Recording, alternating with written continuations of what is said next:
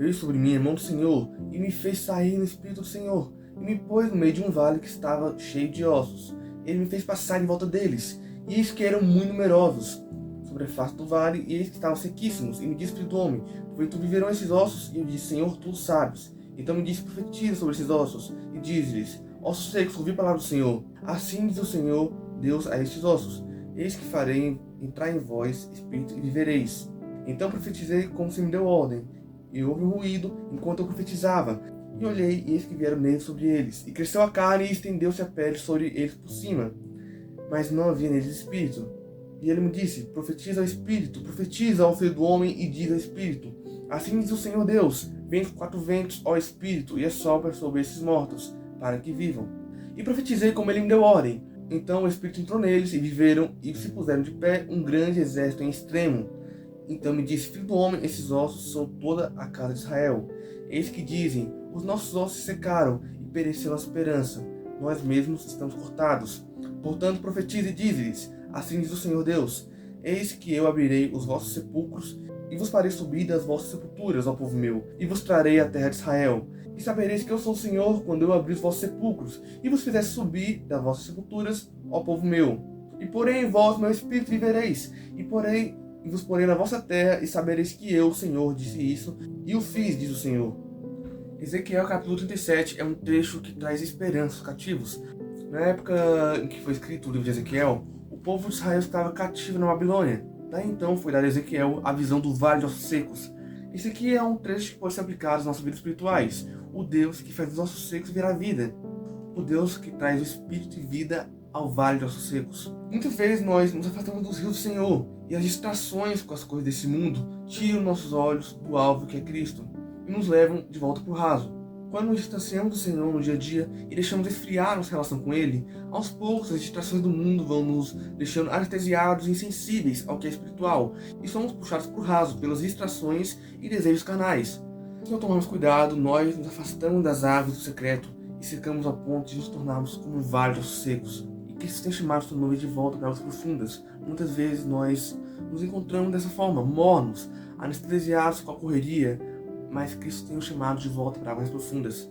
O chamado para águas profundas é um chamado para um avivamento em nossas vidas espirituais, o reacender de um fogo dentro de nós que deve subir até causar um incêndio e avivar nosso país. Muitos têm ouvido sobre um avivamento no Brasil, mas para que esse avivamento ocorra, ele precisa ocorrer primeiramente dentro dos nossos corações. Avivamento, como já foi falado anteriormente, é um realinhamento de coração, e a partir daí fluem os frutos do avivamento. Ezequiel 47. E saiu aquele homem para o oriente, tendo na mão um cordel de medir, e mediu 1000 côvados, e me fez passar pelas águas que se davam pelos tornozelos, e mediu 1000 côvados, e me fez passar pelas águas que me davam pelos joelhos. E outra vez mediu 1000, e me fez passar pelas águas que me davam pelos lombos, e mediu mais 1000, e era um rio que eu não podia atravessar, porque as águas eram profundas, águas que deviam passar a nado, rio pelo qual não se podia passar. Mais à frente fica explícito que essas águas são o próprio Espírito Santo. E será que toda criatura vivente que passar por onde quer que entrar nesses rios, viverá. E haverá muitíssimo peixe, porque lá chegarão essas águas e serão saudáveis. E viverá tudo por onde quer que entrar esse rio. Ezequiel 47:9. Há águas que dão nos tornozelos, há águas que dão nos joelhos, que dão nos lombos, e existem águas que se passam a nada. E Deus é um Deus que nos ama tanto que Ele quer que nós estejamos tão intrinsecamente envolvidos com Ele, que nós estejamos em águas que se passam a nado. Cristo quer nos levar para uma relação mais profunda, mas é necessário que o nosso coração esteja disposto a tal. Deus quer uma igreja que mergulhe em suas águas, uma igreja que não vive o evangelho raso, não vive o evangelho de aparências, mas que vive o evangelho de relação com o Senhor. Muitas vezes nós nos distraímos a ponto de esquecermos daquilo que é o principal do evangelho, a relação com o Criador. A ponte que foi reerguida pelo sacrifício de Cristo. Chega de evangelho raso, sem secreto, sem relação com o Senhor. Cristo tem nos chamado para um relacionamento mais íntimo, mais profundo e sincero. A igreja de hoje clama por um avivamento, canta Maranata, hora vem Senhor Jesus, deixa queimar, mas não busca aquilo pelo que clama. Pessoas querem ser cheias, querem ser usadas, mas não querem pagar o preço por isso. Fomos chamados para conhecer a Cristo. Ou seja, ser cheio de Cristo, e para isso é necessário esvaziar-se de si, é necessário renúncia e fazê-lo conhecido, ou seja, permitir que nós sejamos cheios a ponto de transbordar. Ou seja, conhecer Cristo e fazê-lo conhecido. Esse é um dos aspectos do Evangelho verdadeiro. É um Evangelho vivido de forma que você, de fato, mergulha no Senhor até que isso transborde para as vidas que estão ao seu redor. Você diz, Senhor, eu quero ser usado, mas como você vai transbordar aquilo no qual você não se enche? Nós ficamos muito confortáveis no raso, porque o raso é confortável. Você está ali, tá morno, tá vindo para igreja domingos, mas estar morno é muito confortável. Ou seja, estar no raso é muito confortável. Tem vezes que nós vamos além do morno e nos tornamos um vale de ossos secos. Mas Cristo tem poder para avivar nossa vida espiritual. Mas para isso é necessário um coração sinceramente disposto a isso. Um coração que tem sede e fome. Cristo tem maravilhas nas águas profundas. Cristo tem coisas inimagináveis. Aquele nível de profundidade com Cristo que você nunca imaginou. Cristo tem para você as águas que se passam a nado. Não importa o quão fundo você está em Cristo, sempre vai haver mais para conhecer. De tão grande que é o nosso Deus. Portanto, esse vídeo é um chamado para mergulhar no Senhor e conhecer as profundezas do amor dele. E aqui tem um ponto que eu quero que você reflita comigo. O que foi que Paulo viu que o fez considerar tudo como perca?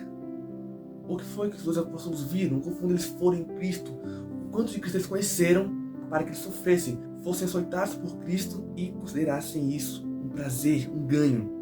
O que foi que Moisés viu que o fez dizer, Senhor, eu não quero ir sem tua presença. Eu não quero ir se tua presença não for comigo. Deus tem águas muito mais profundas para todos nós. E não importa o quão fundo você tenha ido, sempre haverá águas mais profundas da graça para se conhecer. E Cristo tem nos chamados para viver o extraordinário com Ele.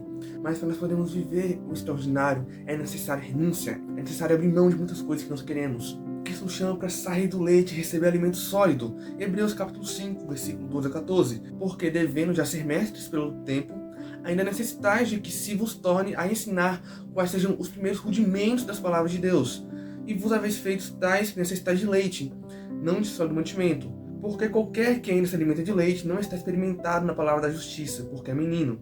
Mas o mantimento sólido é para os perfeitos, os quais, em razão do costume, têm os sentidos exercitados para discernir tanto o bem quanto o mal. Ou seja, Cristo quer de nós amadurecimento. Muitas vezes nós nos encontramos em nível raso não porque não tivemos tempo para nadar nas águas de Cristo, mas sim porque somos negligentes a ponto de priorizar aquilo que não deveria ser priorizado. É necessário realinhar essas coisas no nosso coração, realinhar as prioridades. E se você diz, mas eu não tenho fome, não tenho sede, não consigo sentir desejo, então que a nossa oração seja como diz aquela música: fere meu coração com uma ferida de fome por ti, fere o meu coração com uma ferida de sede por ti, me ensina a clamar e suplicar até que o Senhor venha. Até que o Senhor venha é uma música sobre constância, sobre se manter fiel. É uma música que ministra isso de forma muito clara.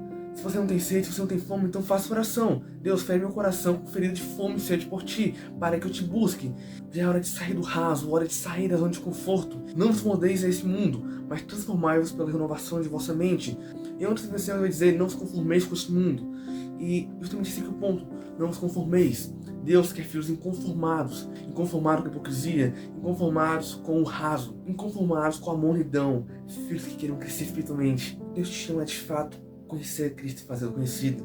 Mergulhe no Senhor e esteja com o coração em chamas, até que esse fogo se alastre para o ambiente que você vive, seja cheio das águas, até que essas águas transbordem para o ambiente que você vive, para que Deus alcance pessoas através de você. Você não quer ser usado? Então mergulhe nas águas do Senhor, porque você nunca vai transbordar aquilo do que você não é cheio. Não seja mais um conformado. Obviamente, nossas vidas vai surgir de uma compreensão da necessidade de avivamento, que vai gerar uma inconformação com o estado atual, que nos vai empurrar para um amadurecimento, para um crescimento, para um reavivamento. E assim, naturalmente, esse chama vai transbordar para aqueles que estão ao nosso redor.